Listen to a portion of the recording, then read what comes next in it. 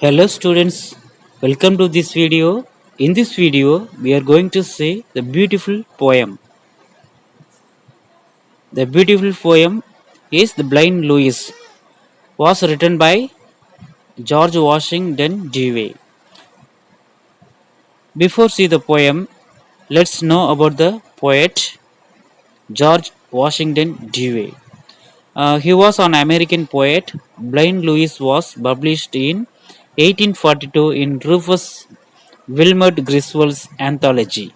Here, Rufus Wilmot, he was an American anthologist, editor, poet, and a critic.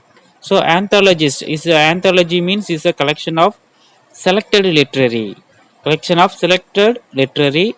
The anthology titled "Poets and the Poetry of America," which was the most comprehensive collection of verse in its time. Yes, students. I hope you are seeing the picture of blind people.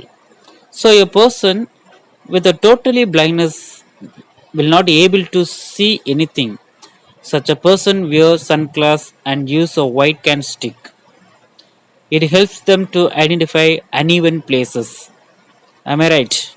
So at the same time, how do blind people perceive the emotion of others? Yes, they listen to voice of spoken words that give a clue words. The hardest thing for a blind people is silence during a conversation. So can blind people live alone?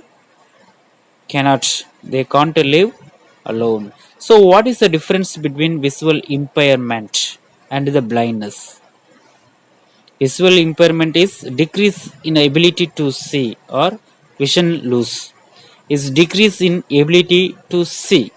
But blind is the state of being unable to see anything. So what do you mean by courage? Courage means brave or bold. It's a bravery or bold. So this poem talks about courage of women, about hope. Even if you are difficult situation, don't didn't give up. Don't give up your strength.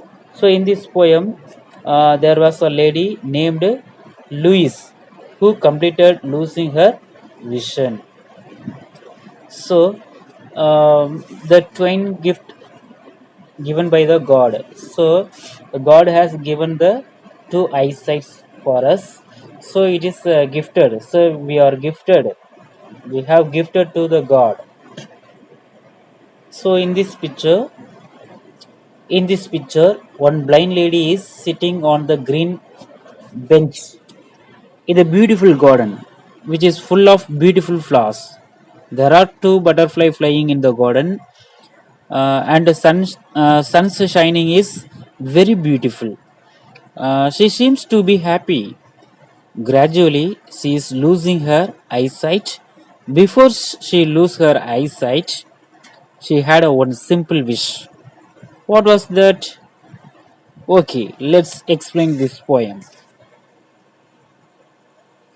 She knew that she was growing blind, foresaw the dreary night that soon would fall without a star upon her fading sight.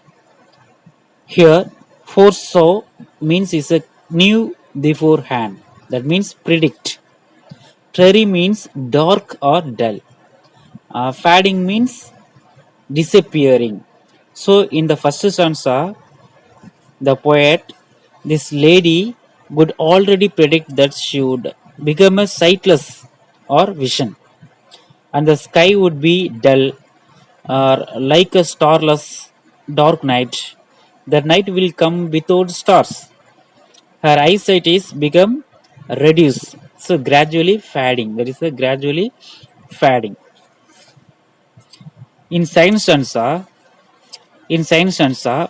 the poet described that, yet never did she make a complaint, but prayed each day might bring a beauty to her waning eyes, the loveliness of spring. Here, waning means decreasing gradually in strength. So, this lady never complained about her situation, about her fading sight.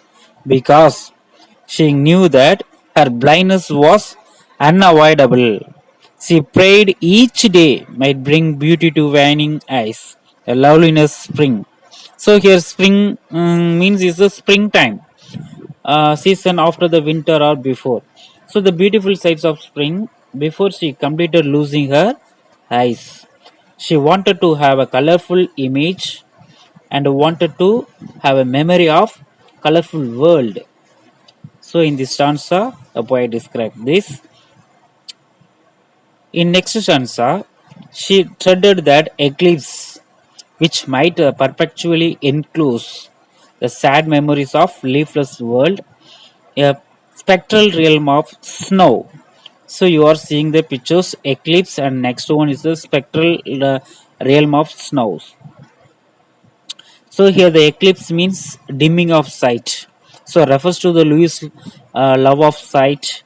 The poet compares the darkness caused by the kindness or blindness. The phrase perfectly enclosed is used to highlight the fact that Louise would be permanently surrounded by the darkness once she completed blind. She feared that eclipse would have her with the sad memories of leafless world. She feared that might go blind before arrival of spring season, and lost images in her mind would be that of a spectral realm of snow in winter. In next stanza, so look at the pictures. She would rather that the verdure left an evergreen to shine within her heart as summer leaves its memory on pine. So verdure means is a green plants and trees. And right side is you are observing the pictures of pine trees. Here is the verdure. So the lush of greens. So here the poet says that she would rather. So rather means is a preference in politics of matter. Is a practice of matter, and rather means is to prefer that green plants and trees. She would prefer to have a memories of lush greenery of spring and the summer in her heart. So virgin means is green plants and trees. And next stanza, she had her wish for when the sun overhung his eastern towers and shed his benediction on the world of Maytime flowers. Yes, students, here the Louis wishes is fulfilled. Louis wishes is fulfilled when she gets to see the springtime, the beauty of nature, before the completed losing her vision, her fear of going to blind. The sun is blessing the whole world. The sun is blessing on whole world. So when the sun had risen in the eastern tower, it's the eastern direction. Eastern tower means is the east direction. It looks like the blessing the nature. The Maytime flowers that means the summer season. Maytime flowers means is a summer season. So the poet is a blessings. Here the blessings. The sun is blessing whole world. Let's the next slide. We found her seated as of old in her accustomed the places. A midnight in her sightless eyes and morn upon her face. Here, accustomed means familiar or usual place. Familiar or usual place. In this last stanza, we found her seated. She was sitting on the same place in every time. So even though midnight of darkness descends, the full down is a fall down on her sightless eyes.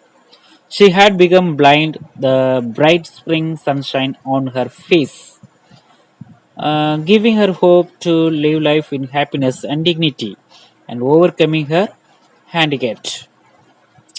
So, in this poem, we learn the lesson of courage and the acceptance from the way the poem.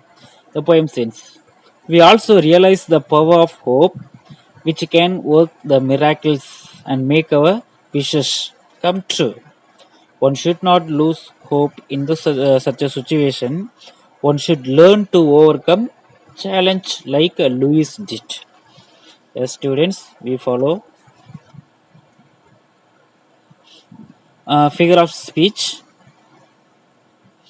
The poetic lines, a spectral realm of snow. So this is a metaphor where the white winter landscape is being compared to the ghostly kingdom of snow. As summer leaves, it memory on the pine. This is a simile.